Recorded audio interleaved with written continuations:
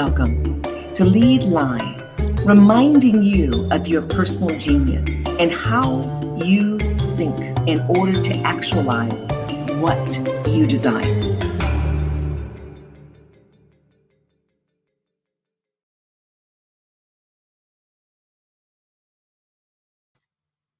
Welcome to Lead Live.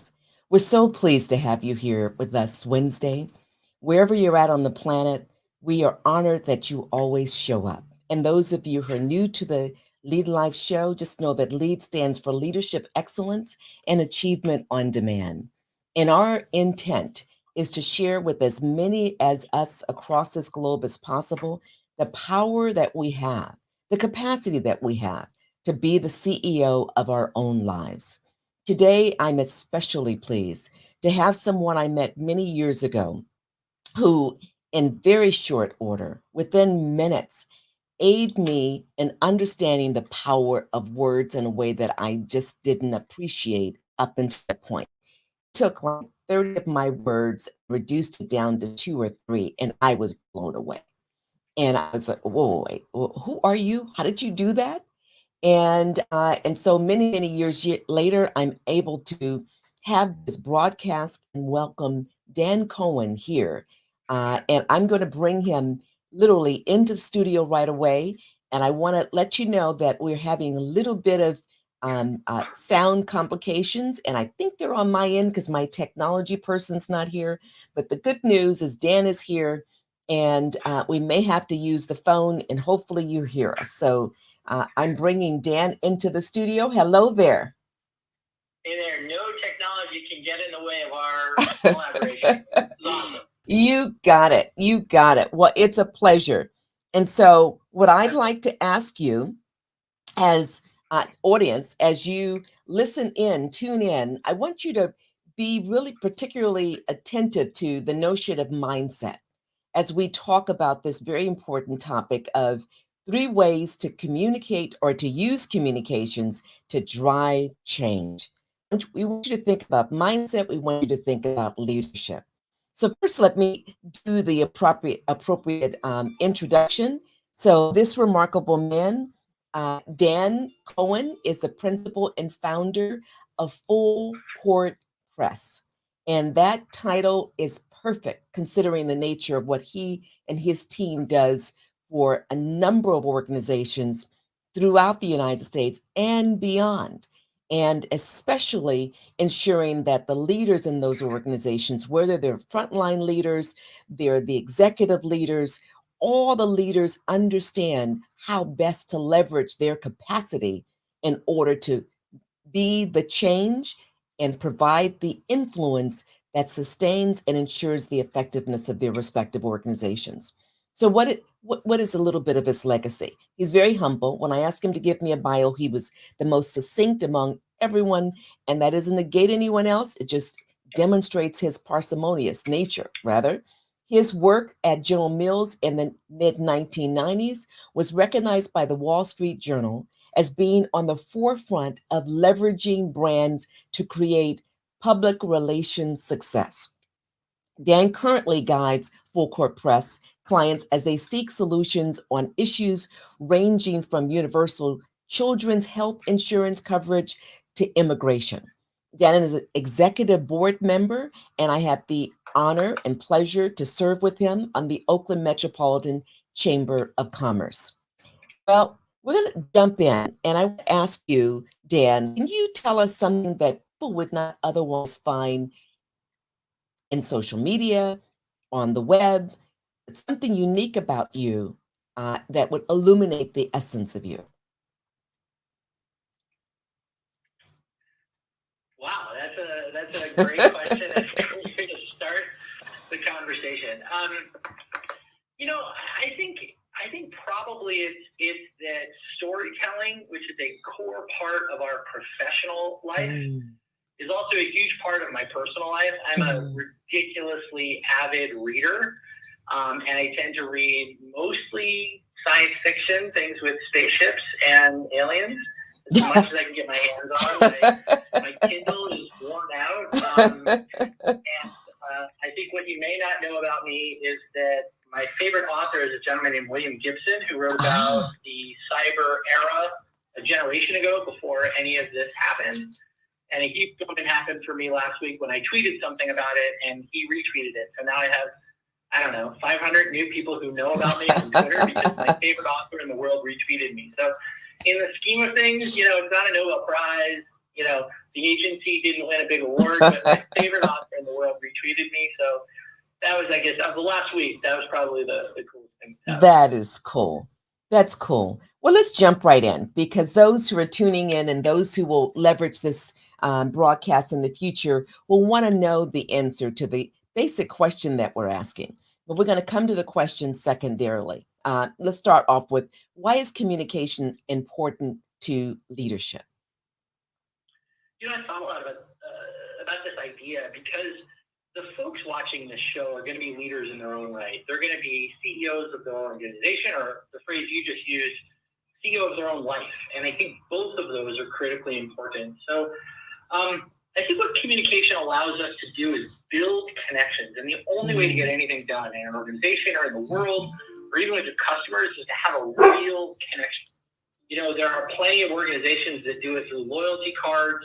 There are plenty of organizations that do it through perks in the employment, whether it's benefits or a ping pong table, whatever it takes. But we now live in a world where it takes more than just us to get anything done. And so whether it's, I was reading just yesterday about the emergence of Slack in the workplace, and Slack is an asynchronous communications tool, but it still connects people across the organization.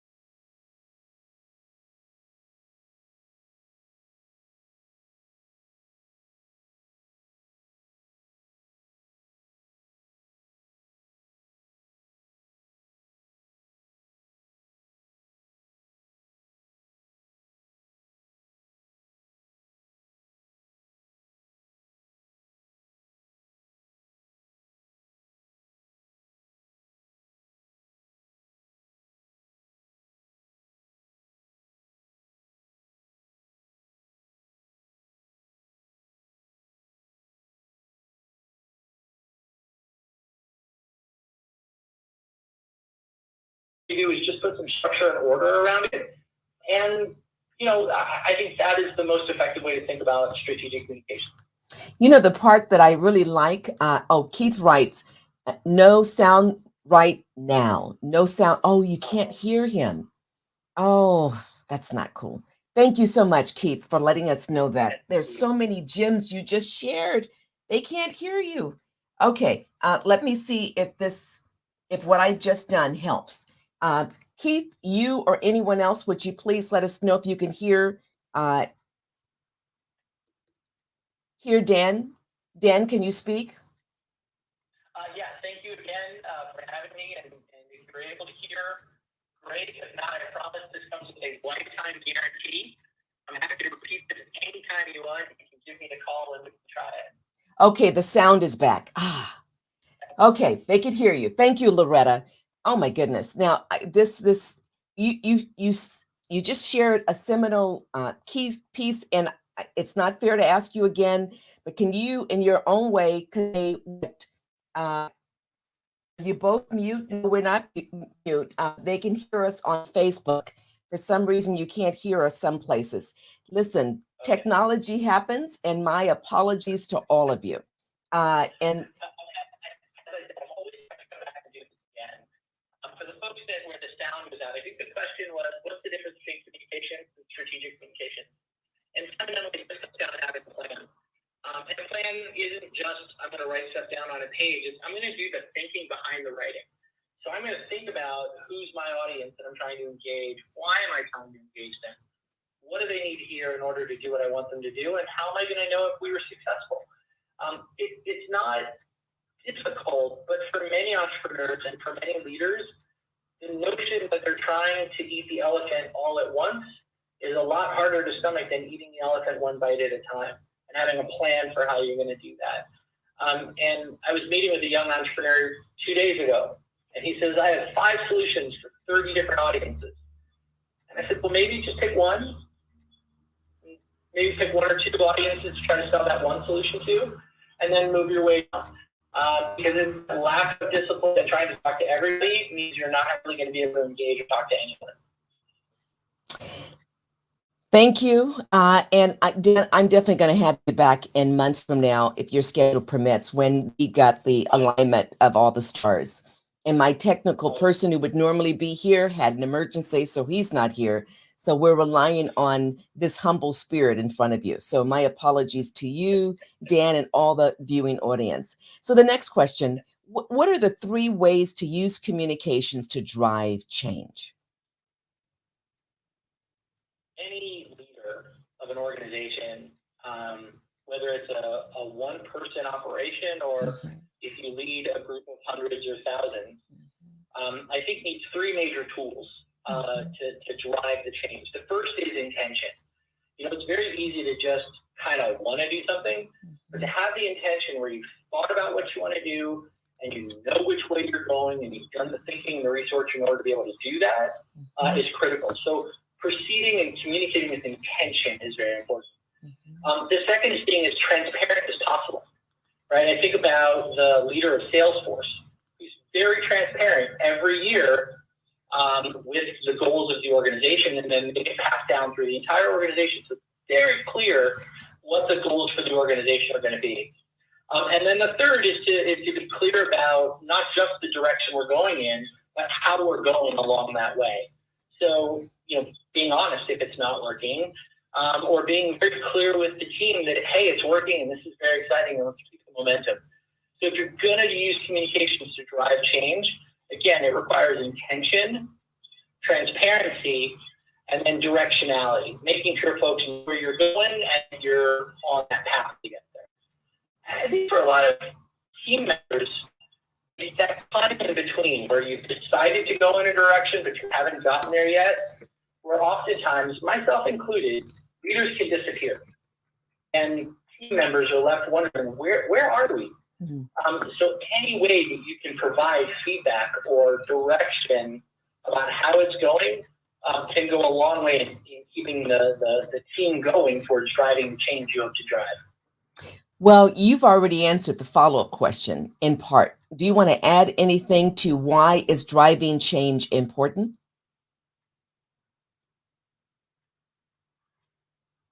Well, I think within any organization, first of all, we're humans, and as humans, part of the reason I think that we're here is to make the world more perfect. And making the world more perfect can take on any role we want it to take on. You know, I may be developing a product that can help people's lives, or I may be here to run an organization where the process is whatever, but I'm here to grow people, and I'm here to give them the resources they need to develop as employees. But we're here as partners to try to make this world a better place. Mm. And I think communications can play a huge role in making that a reality. Your statements typically give me chills, and you hit the nail on the head. And that's what Lead Live is about. It's about doing what we can to add value to make the world more perfect, to make the world a better place for all of us without exception. And that's part of the reason why I value for Court Press.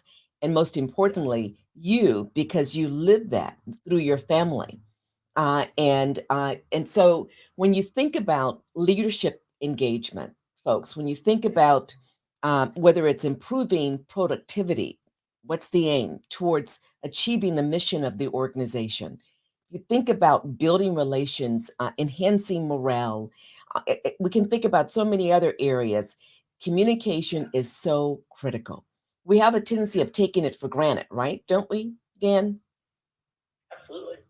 I think it's oftentimes it's the best communicators who are elevated to positions of leadership as a virtue of being good communicators their whole life. And in doing so, they've put themselves, or they have been put, he or she has been put to the front of the line. Doesn't mean they're a good leader, it just means they're a good communicator.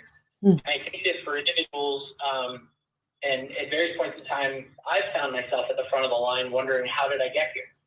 And in those moments, I've had to really rely on three things that I think were important in communicating. I think one was a sense of humility. It was either the West Wing or Obama. Not President Obama, I'm not sure who said that really smart people surround themselves with smart people who disagree with them. And having a sense of humility that you don't have all the answers opens you up to become a better leader. I think the second is being honest with folks about where you are. People are more than willing to put themselves on the line if you put yourself on the line. And then I think the third is to remember, and let me use a phrase that I've never tried out before, but I want to try it out here, which is the idea that it's an opt-in workforce. It's a what kind of workforce? It's opt-in. Opt-in. Right? Right now, the economy, in a lot of ways, at least in many sectors, is overheating. Employees, whether it's in the service sector or the professional sector or the construction sector, employees have a lot of power right now to come and go as they please. And over 12 million have chosen to go in the United States alone. Exactly. So it's an opt-in workforce. So people vote every day with their feet. And in that environment, as a leader, recognizing where the power sits in that relationship, oftentimes people fall on the leader's side of power. But actually sharing that power and recognizing that all parties, leadership and staff, constituents and elected officials, customers and product providers have to share this power. And having a respect for that power, I think, can make you a better leadership. And when you communicate that back to people, it has massive impact and the ability to get them to buy in. It goes back to what we said at the start. Without connecting with people, it's really hard to accomplish the goals you want to accomplish. Got it. Humility, honesty, and remembering the nature of our environments, these work environments, these professional environments, and other environments, community environments. It's an opt-in culture, and definitely in the business environment, it's an opt-in workforce. So the importance of sharing the so-called power, and we have to define power in a way where it can be shared, and then respecting the nature of when you're prompted up in place in front or to the side, guide, facilitate, to respect that responsibility, right? You got it. Wow. Yeah. What's important when communicating?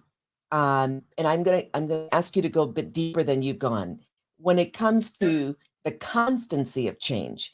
In the last year plus, we've experienced things on this planet that many of us never even conceived was possible. And someone reminded me, someone who's just become a major exec at a college in California, said, years ago, you told us we need to be thinking about transforming the nature of education and literally leveraging the old technology that most of us don't even know about even now, holographic imaging, and communicating with folks in remote locations and leveraging that power and technology to facilitate learning in a way that currently folks are not not feeling sufficiently supported, engaged, or even powerful to learn. And so she reminded me that. I was like, oh my God, you're right. She said, well, now we're forced to do it. That's a major change. And even now, people are struggling with how to use just online, whether it's Zoom or some other platform, to facilitate.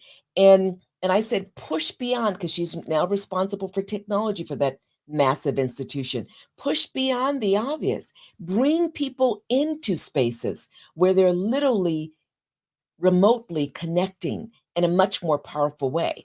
So that's just one example. But what say you in terms of the nature of the powerful changes occurred and the likelihood that something even more dramatic may happen in the next 5 to 10 years? Wow, you've really started to lit the fire in the science fiction fan in me. What I want to say is a couple things. One is, most of the organizations that we work with, and perhaps ones that you consult with as well, don't really have a lot of money for market research. So a lot of times as we think about trying to understand the market, we look to what others are doing. And I'm a big Golden State Warriors fan, probably like many of your viewers. And one of their major advertisers right now is talking about the future of work being hybrid. I think it's a big technology company. So I'm guessing that executives and leaders and business folks out there are giving that technology company the feedback that work is in fact going to be hybrid, and that everything we think we knew about building teams, about accomplishing projects, and about having to do it in a way where we were all together at the same place at the same time has now exploded. And to be able to work in an asynchronous fashion where we're not going to be together and we're not going to be able to look each other in the eye. And that's just as true for the high school science project as it is for rolling out the next product for a Fortune 100 company. So yeah, I think we have to take our cues from that research that says the future of work is going to look very different. And so whether it's on a campus or in your small business, the ability to communicate in a way that is different is going to be critical. So whether it's communicating in a way where you're not in the same room at the same time, or you're on a different side of the planet at the same time, there are plenty of people out there that are doing it and building organizations, and I think it's incumbent on us as leaders. One of the biggest E in LEAD is excellence, right? And so I would encourage folks that are participating in this effort to really look around for excellence and to look around for organizations that have built themselves up as nimble. So whether it's a university like your friend who's pushing the envelope, or whether it's a competitor, or whether it's somebody in a different industry, we have a client, a brand new client right now, that is a massive global name.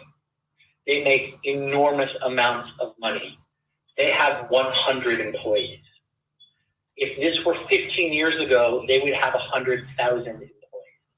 So the leverage that employees are able to have right now is absolutely outsized from what it used to be. And understanding not just you as the leader, but every member of your organization has the ability to impact way beyond you used to be able to impact. I think that's an important thing to remember. And really, if I were to give you what comes to mind is that everybody now carries around, I can't find my phone here. Everybody carries around, basically a technology device that is a video camera, an audio camera. Everybody's a reporter, everybody's a journalist, everybody's a gotcha. So not only does the change happen in an exponential fashion, so too can the challenges happen in an exponential fashion. Yeah, it makes me think about, I remember my brother recommended that I get a book or share with one of his daughters, my nieces, years ago. This was back in the 90s. The Synchronicity is Near, by someone. Yeah, exactly. And I remember I'm going to read that. And I read it and I was like, okay, the merging of the nature of who we are as humans with technology. Well, we've surpassed that at some level. And we don't even know it. And I mean, unless we're watching our children and our children's children, and these little ones, it seem like they come out of the womb technology experts. It's remarkable. If I have an issue, I can give it to a great niece or nephew and give it to them, and then they'll figure it out. It's like, what? And so we're not just talking about technology, we're also talking about mindset. And there's something that I want to bring up here because I want you to speak, Dan, about the power of judgment, of discernment, the use of one's critical mental tools. And there's a visual that I have here that just indicates the mental tools that we have. And I think last week's session, I mentioned 5 of them. I said the 6th one I want us to talk about today, and it's reason. That the mental tools we have to literally shift the nature of who we are, how we function, and function ideally effectively. These are the mental tools. Yes, we're driven every day, almost 95 to 99%, whoever we are, however brilliant we may believe we are, and that in fact may be or are.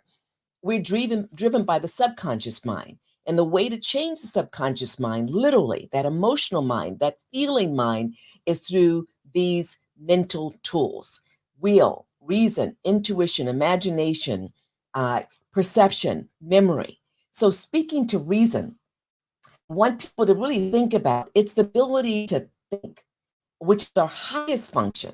I mean, there's another one that's very high on the totem pole, and that's intuition, imagination. But let's go back to reason.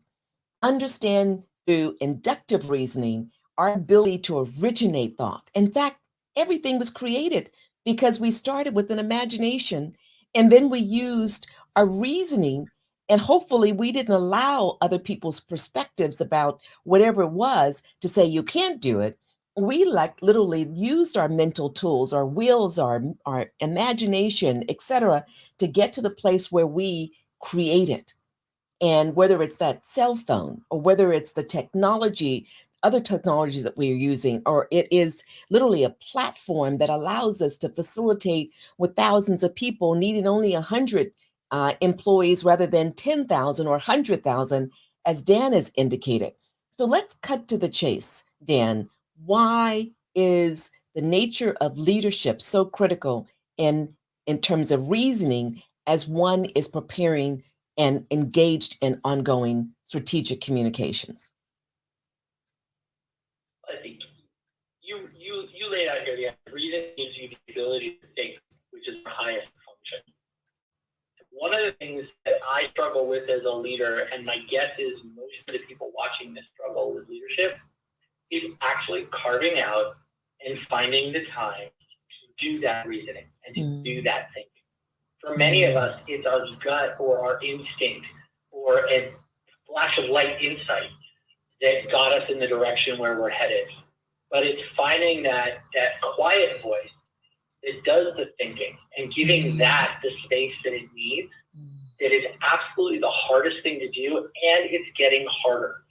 So there have been plenty of folks in leadership magazines who talked about mindfulness, meditation practice. There's tools like Calm and others out there. But as a leader, giving yourself time to do that reasoning is, I think, paramount if you're going to be successful. Because otherwise, you're going to, when I used to work in politics, I used to get people elected for a living in my 20s. And it's not a business that's really known for sleep. And one of my mentors used to say to me that our opponent isn't our opponent, but fatigue is our opponent. Getting worn out is our opponent. And the average startup, if it's going to be successful and become a unicorn, sometimes takes 7 years. Well, you cannot run on a treadmill full pace for 7 years without burning yourself out, and you will lose the ability to bring reason to the table. So I would argue that as a leader, finding whatever space you need, however you get it, but find yourself that space to do some thinking. And in those moments, you'll not only find bursts of insight for the small things, also bursts of insight for the big challenges that you face in an organization. And wherever possible, frankly, to give your team that ability as well. You are so on it. Wow. Let's rest with that for just a moment. The power of reasoning and the importance of taking the time. And here's the deal. When we work to develop our mental tools and we just make it routine, because who are we as humans? We're basically a reflection of our habits. when we make that literally a part of our daily habits, not once a year, not once every quarter, but literally daily. And it takes multiple days to make a habit. Some people say as short as 21 days. I always say you do it for 90 days. I don't care if the research says 66. Do it for a minimum of 90 days.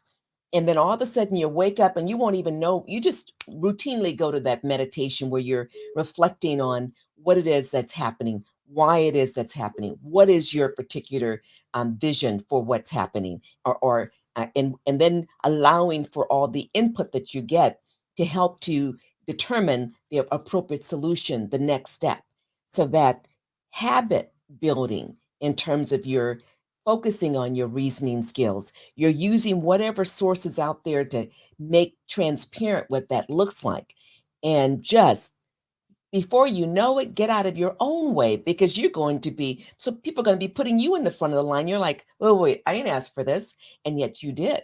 The universe said, you're the proper person. You're the right person. Step up and take responsibility because you're already there. Yeah, I think one of the habits that I really tried to work on as a leader for the last 18 months since COVID has hit is to really try to develop the muscle of gratitude. We are living in extremely complex, dangerous, somewhat violent times. And waking up every day and trying to carve out a moment to have gratitude for the day in front of me and for the things that I value in life, my family, my friends, my amazing colleagues at Full Court Press, our incredible clients who are trying to do great things to change the world. That one little light switch does a couple things, right? One is it centers me in my decision making. Two, going back to the notion of reason, it forces me to think every day about what's important and what's not. And it makes me spend, even if it's just a split second, of taking a breath, thinking with intentionality, and then moving forward. That brief moment can be incredible when it comes to thinking about the challenges facing an organization or the challenges facing our clients. So through gratitude, you can get to the idea of using reason as a tool. Wow. I think that's what I found. That is powerful. It's easier during these times, especially with a lot of additional negative input about life itself, the conditions of the planet, what's happening in terms of the pandemic, what's happening in terms of loved ones who transitioned, who died, and people who have recovered from COVID, but not fully because they're now impaired in other ways, and hopefully will fully recover soon.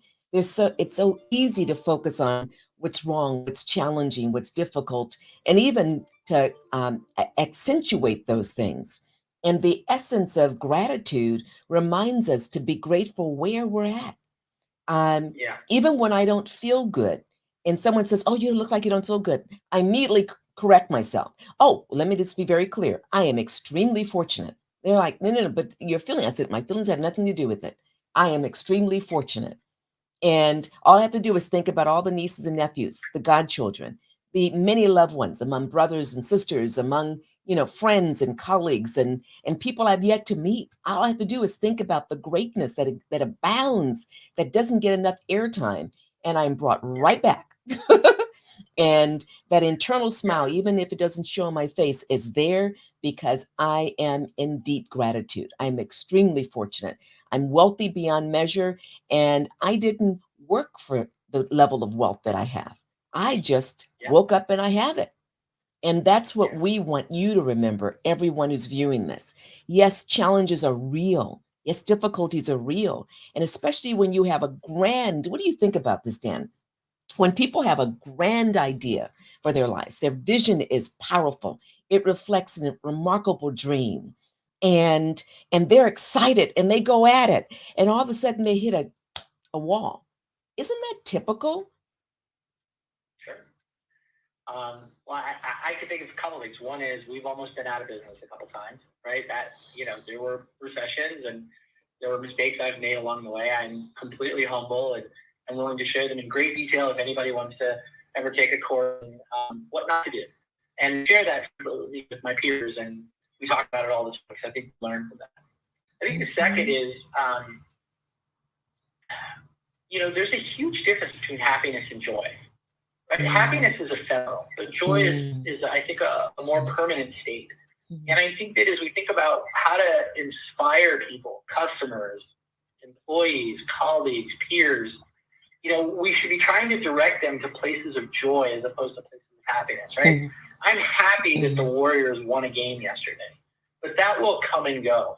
But I take great joy in the fact that over 20 years in our business, we've been able to help employees migrate into really amazing positions. We've been able to help our clients achieve what they hope to achieve. And that's a much different thing to hold.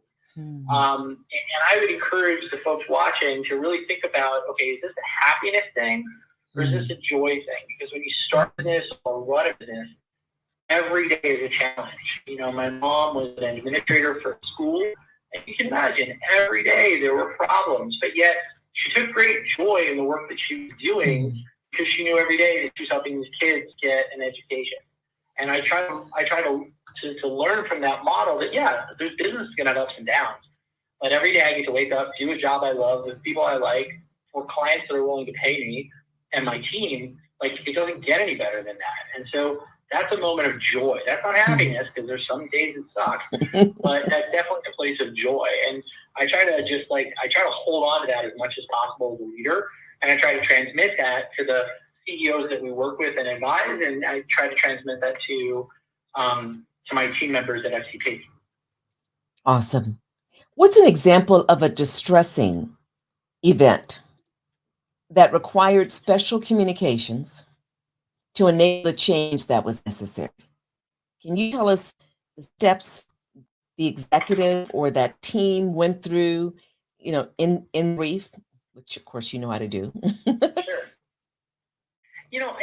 I think what I hear you asking, right, is for sort of like cool war stories. Yes. Where we use communications, because that's the fun stuff, right?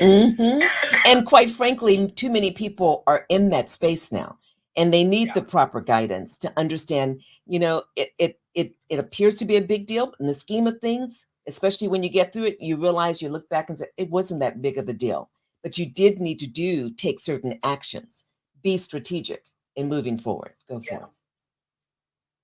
Yeah, I think I struggled in thinking about this question about whether or not to sort of share like one cardinal example or to just share some learnings. And I think share some learnings if you want to push. Makes sense.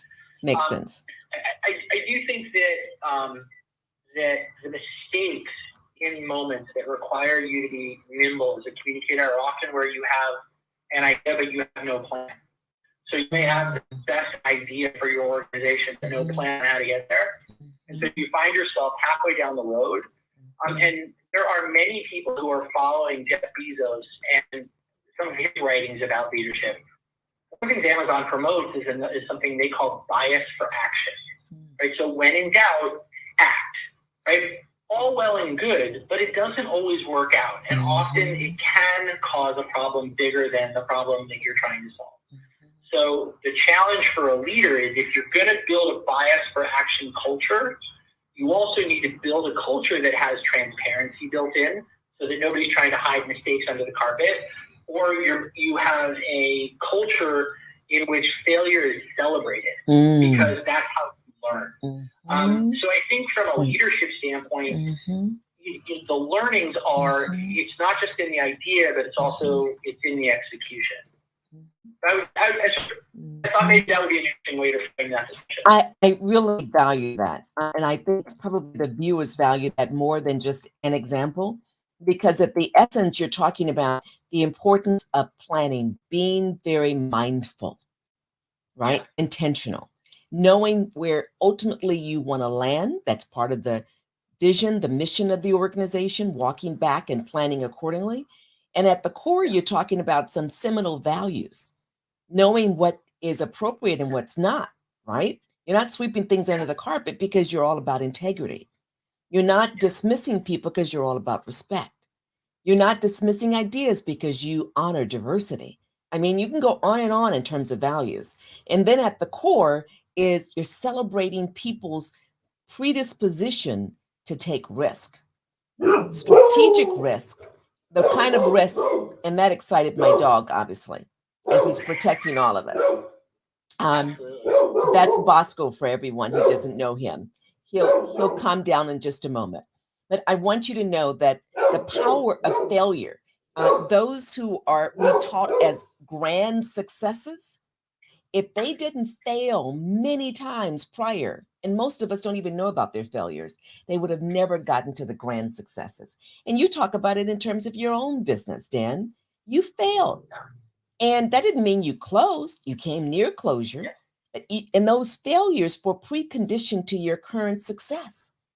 And when we begin to celebrate failures, we'll celebrate them in our youth who are so busy trying to experiment, and we're so busy telling them, no, no, no, no, no. We're depressing that spirit, the degree to which we're able to say yes and use a different word than no. There's some cultures that don't even have the word no in the culture because it's about experimentation, creativity. Yes, folks, no does not have to be in our language. We can create something else that actually inspires and facilitates. And I love that. I just love your salient learnings. Is there enough communication in business today from your humble perspective? I think yes and no. Your viewers are going to groan when they hear that. Of course, there's plenty of communication. The question is it effective? We live in a culture in which we're saturated with communication. But it doesn't mean that it works. It doesn't mean that the right message is hitting the right person at the right time in order for them to do what you want them to do. Buy your product, support your cause, come to your college. So what I would say is we live in a when I was at General Mills, one of the things that our director of marketing used to say to the CEO all the time that I thought was so powerful was that General Mills was not a cereal company. General Mills was a marketing company, right? More than 1/3 of every dollar that came into General Mills went right back out to buy ads to get you to buy sugar cereal, right? So his argument was, we're not really a cereal company. We're in the business of marketing. And, using those funds to maximum impact helped us move our product, and being creative with how we marketed and brand partnerships and the Olympics and all those things helped us to reach our audience to get them to do what we wanted them to do. So what I would ask yourself and as a leader is how central is communication in your business? One of the things that we try to talk to our clients about, we'll often get a call from a client where they say, could you help us with media training? Of course, we make that at the factory. But what we would say is we're happy to train you for one media interview you may get every couple of months. But what about those 10,000 quiet conversations you're going to have either over email or across the counter at your coffee shop or retail store or in your facility with your partners and your colleagues where you're working? Those are the conversations that we really want to get you prepared to do. And I think that's the communications where a smart leader can really move the needle, which is helping model and train and empower the communications internally and then externally to the audiences that you're trying to reach in a way that makes sense and a way where your message hits home. And I think the way smart leaders know that it worked is that messaging starts to come back to them.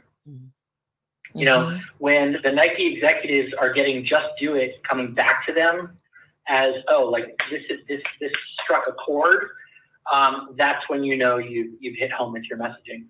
Or when you're talking about, as a leader of a university, about the power of diverse voices, when that starts coming back to you and people are planning for it, that's when you've succeeded as a leader. So the question was, is there enough communications in business? And I would say all communication, all business is communications. It's just a function of, are you doing it right?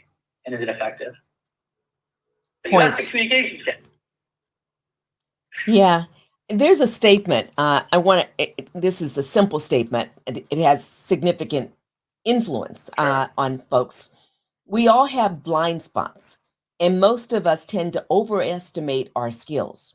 Leaders who are extroverted typically say and do a lot, but the quality of their communication tends to suffer. On the other hand, introverts tend to think they're communicating more than they actually are. From your experience, is that statement germane? Does it resonate, or is it even important? I tend to think that leaders make organizations in their own image, right? So introverted CEOs tend to create organizations where communications aren't done frontally, right? They're done in a way that makes introverts comfortable. Extroverts tend to build organizations where maybe things are done frontally, but there's nothing taken care of on the backside. I think leaders have to have a yin to their yang. They have to recognize, and frankly, all these tools now enable communications in very different ways, whether it's the Facebook Workplace product, or whether it's Slack, or whether it's just bringing people into a good old-fashioned corporate retreat. I think recognizing, just like an educator would, that people learn differently, people communicate differently.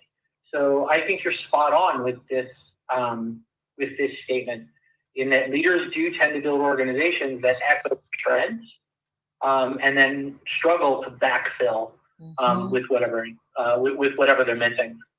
Which makes me reflect on a statement you made earlier about the importance, well, I don't know if you said importance, it's my paraphrasing, of Sure. When you've got a strength, leveraging it and ensuring that it adds value. But when you have an area that's weak, that's important to the organization, find someone with that strength. You don't have to have all the technical expertise or even the other so-called intangible expertise, but you find the right people who have those expertise and have them literally complement you in the organization. So everyone doesn't have to know everything. And certainly the degree to which you believe you know everything, you've already started off in the wrong direction. We need others. We need others' strengths. And if their weaknesses don't undermine the organization, don't worry about that. Leverage the strength and maximize and leverage the collective strengths of those within the organization. Right? I mean, that's what you're talking about. Yeah. Well, let me just build on that, because I spoke to the CEO yesterday, who has talked about how in the last 5 years, he has actively gone out and sought exactly those people and invested in those people at the cost of his personal profit to his business. He said, if I'm going to be successful and take this business to the next level, I actually need to go out and find those people who don't do what I do. I need to find the people who do what I don't do, and do what I don't do really well. And then once we do that, we've elevated everybody. And our offerings, as the professional services firm, our offering can be broader. It can be more diverse. We're having more diverse voices at the table, and then we can bring more things to our client. It meant that he had to make a personal sacrifice for his business. But it's temporary. Right, exactly. Exactly. That is awesome. I love that example. Yeah. So the importance of planning, and and then you embed, you didn't say it explicitly, the importance of assessing, right? Assessing one's own effectiveness in communicating. You want to speak to that further, because what comes to mind is the notion of a 360. And I don't know if everyone knows what a 360 is, but go ahead. I think the hardest thing to do in life is to accept feedback, and to accept it honestly and with humility. And, one of the things I think about growing up, whenever any of us do it, some of us it happens to much later than others, like myself, is being open to that kind of constructive criticism, and to being open to people saying, look, this isn't working for me. And I want to go back to the idea of the opt-in workforce, right? Most people in the workforce can walk anytime they want, or have at least some power in the workforce. And if you're not open to taking feedback and taking it honestly and taking it in a way that can help that individual succeed, I think you're not being the best leader that you can be. So, take that feedback, grow up a little bit, Be open to that, even if it hurts a little bit. And ideally, you'll come out on the other side of that, having reflected on it, having thought about it, lived with, and you'll change. You won't make massive change. We're talking 1%, 2%, 3% change. What's that joke from Modern Family when the dad says, "Do I believe people can change? Yeah, I believe people can change about 15%." Which I thought was a great line, because I'm not going to wake up tomorrow as an introvert. I'm not going to wake up tomorrow as a quant. But I can move. I can move a little bit. And, that I think is the best that we can do as leaders, is take that feedback from our colleagues or our employees and say, okay, I hear you. I need to be better at X, Y, or Z, and then incrementally move. Don't expect it to happen overnight.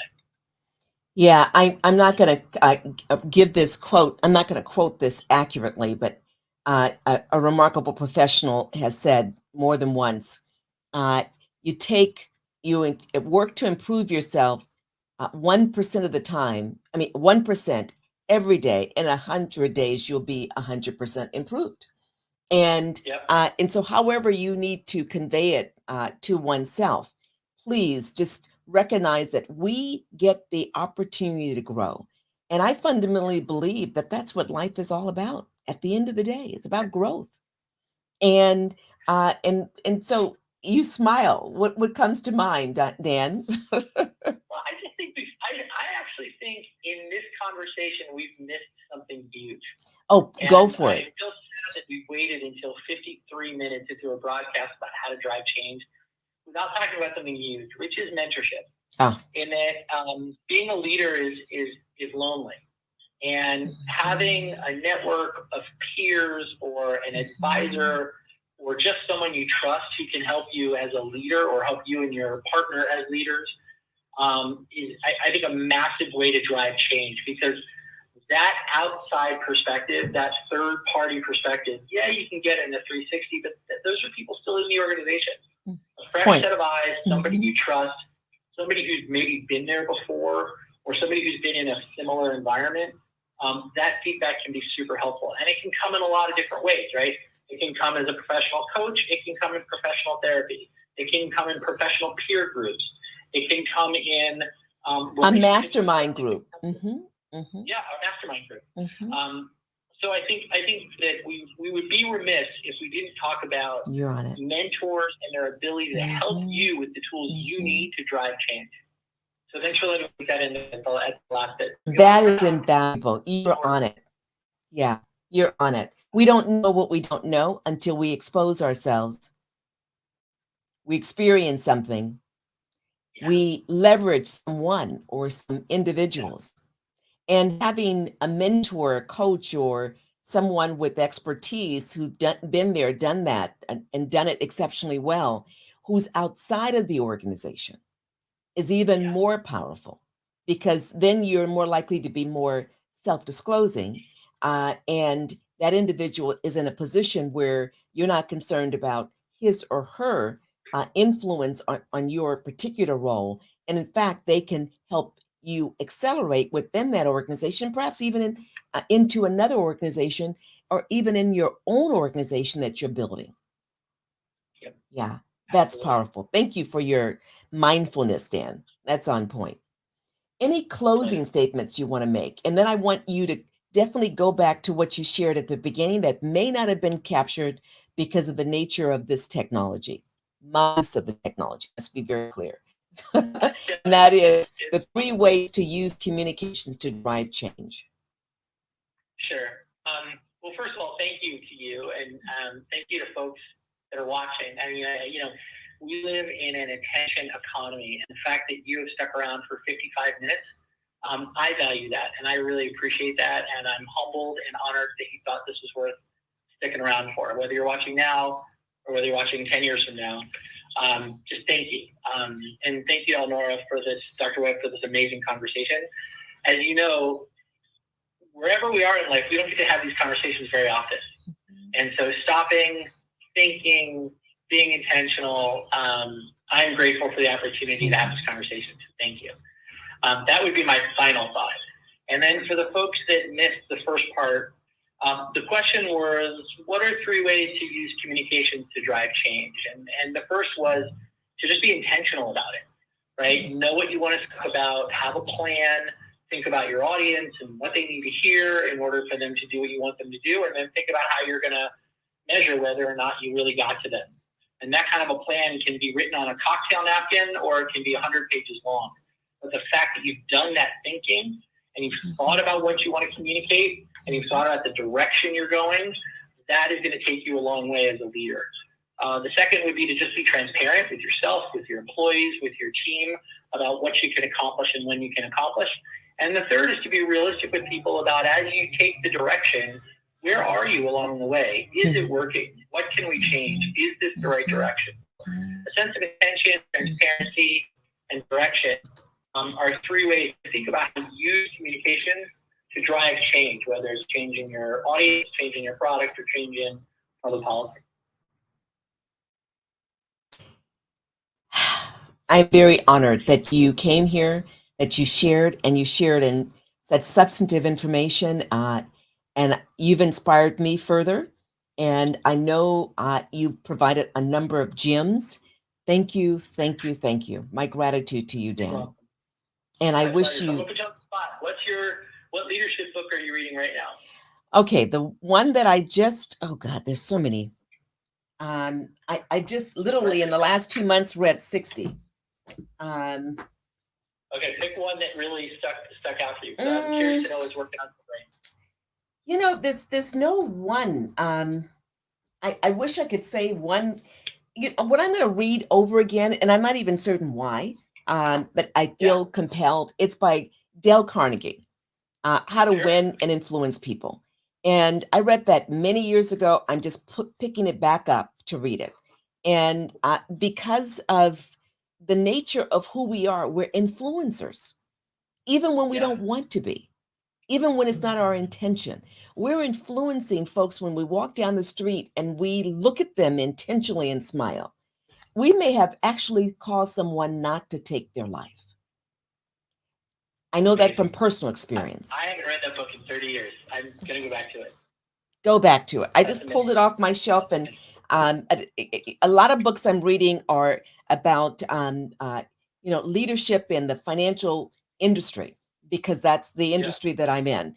And other books are about the power of leveraging one's own understanding of self to catapult one to the next level. But this one is really just, I want to remind myself of why I do what I do. Not that I need to, I like to reinforce. And that's the deal that we have, is the capacity to influence, and influence intentionally, because we are influencers by our very nature of being alive. We actually can choose to have an extraordinary influence even when no one remembers our name. The goal. Yes. And so I want to, so I'm Mandy, what she writes, nice work, Dan. Yes. Mandy, you're on it. Yeah. Thank you, Mandy. You're done. So, thank you. What are you reading? I gotta tap you. I was thinking about that. I asked the question, and I was like, "Oh my God!" Oh yeah, you ask a question, you're gonna have it back. Not necessarily. Yeah. Yeah. What I will say is two things. One is I recently reread The 4-Hour Workweek by Tim Ferriss. Oh yeah. And I will tell you the first 7 times I read it, I did that thing that's like hate reading. You know, where you watch a bad TV show and you talk about how much you hate it and you keep watching it. The first 7 times I read that book, I hate read it. Like, no, this is BS or whatever. And then finally, the last time I read it, I really internalized the idea of being transparent about delegation, being okay with delegation, and understanding that there's some things, and especially as a professional in a services firm, there's things I need to be doing, and there's things that I need to be having our team doing. And if I'm doing what our team is doing, I'm not delivering the highest value to our customers. And it's always a good reminder that that it's okay to delegate, and it's okay to empower people and to help them build the skills they need so they can be who they want to be someday. So I would say that's a good one. And then the other one that I've really enjoyed, I apologize, it's going to have some profanity, but there's a book called The Brave Athlete. I haven't heard that one. The Brave Athlete. I've got to write that down. And what's great about it is everything that it talks about in terms of how your brain works. Talks about basically how to set a goal and meet a goal and what gets in the way. All of that brain science is perfectly applicable to you as a leader within an organization. You know, how do we satisfy the professor brain in us? How do we satisfy the computer brain that we have? And how do we satisfy that I need it now, I need it now, I need it now brain? And how do we balance those things to achieve our goals? And it's just as true if you're trying to run a 5K as it is if you're trying to lead an organization. So I found tips in both of those books, 4 Hour Week and then athlete. You know, maybe they're not leadership books, but they're business books that I take in. Oh, definitely leadership related. Absolutely. I'll send you a link. You can put them in the comments. Cool. Great. Thank you. And I want to honor Loretta, who earlier said, turn on captions to view the conversation. And definitely please do that, folks. And we're going to see if we can have captions embedded in the video when it goes live. It becomes part of the online history. And again, thank you all for being here. We're here every Wednesday, noon Pacific Standard Time, 3 p.m. Eastern Standard Time. And wherever you're on the planet, thank you for choosing to tune in. Most importantly, thank you for choosing to lead in your own way with distinction, being clear about your grand vision, a vision that is worthy of you, that's operationalized into a goal, and that has the right sustainability because you're embedded at heart level. You've emotionally attached yourself. You have a burning desire for that grand vision that you've operationalized. And then take the action, watch the magic happen. That's the way everything is created. Always be persistent. You have the capacity to be resilient and work through the challenges that arguably the universe creates to get us to that magical, profound level. So thank you all. Thank you very much. And what did Mandy write? I am reading Inbound, a memoir by Tanara Burke, founder of the Me Too movement. It's about empathy, power, and communication. Wow. Thanks for another book. Yes. Empathy, power, and communication. Literally, synergy. Yeah. When you've got that, get out of the way. You walk in a room and people don't even know why you're so powerful because you've got all that in alignment. You're on it, Mandy. Thank you. And thank you, Dan. Much love to you and your beautiful family. Keep doing what works. Thank you, Dr. Webb. You're the best.